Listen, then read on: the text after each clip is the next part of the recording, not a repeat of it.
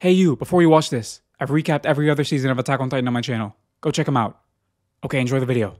In Marley, a young refugee by the name of Halil is stashing money with his friend Ramzi when the rumbling reaches their home.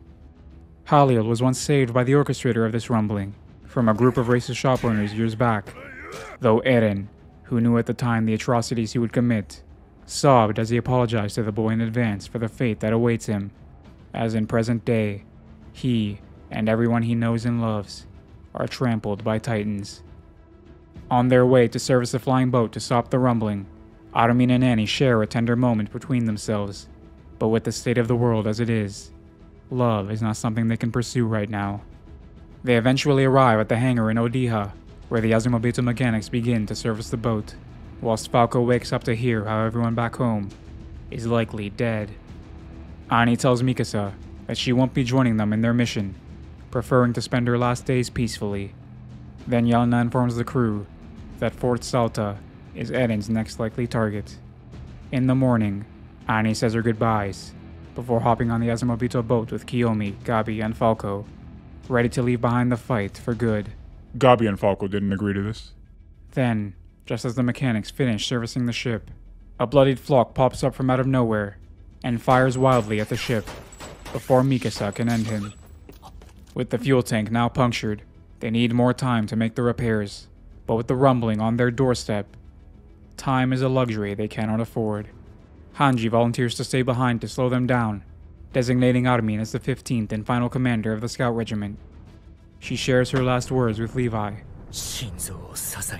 then embarks on her final mission, doing everything she can to buy her comrades the time they need. In the end, it proves enough, and as the flying boat takes off, Hanji burns up from the scorching hot Titan steam, but having fulfilled her role, she can join her fallen comrades with pride. After they watch her final moments, the mood on the ship is somber, but they still must figure out a way to stop their old friend before any more lives are taken. Reiner and Armin wonder, however, if Eren wants his friends to stop him, being as they can still use their Titan powers, even though Eren could take them away if he so chooses. Just as they are discussing this, they are all summoned to the coordinate, and they plead with him to stop, but he refuses, just as he refuses to take away their power and freedom. He summoned them there to tell them, if they wish to stop him, they will have to kill him. On the boat to Hizuru, Kiyomi discusses her regret with Annie at bringing together Zeke and Eren.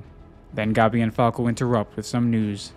Falco, having been transformed into a Titan with Zeke's spinal fluid, is manifesting characteristics of the Beast Titan. In one of his shared memories with Zeke, he is flying above the clouds. Okay, so they're gonna join the fight. At Fort Salta, the remaining families of the honorary Marlians arrive for one last escape, and when there, they witness Marley's last-ditch effort to stop the rumbling. Before the final bombing run, the commander announces on the speaker how the responsibility for this lies on all their shoulders. He then vows to never repeat the same mistakes that bred this monster before him, as the bombardment commences.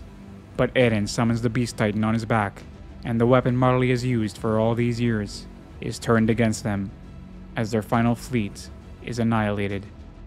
Just as all hope seems lost, the ship from Paradise Island arrives. Onyankopon manages to fly the ship close enough so that everyone can land on the founding Titan, as the final showdown between Eren Yeager and his friends is about to begin.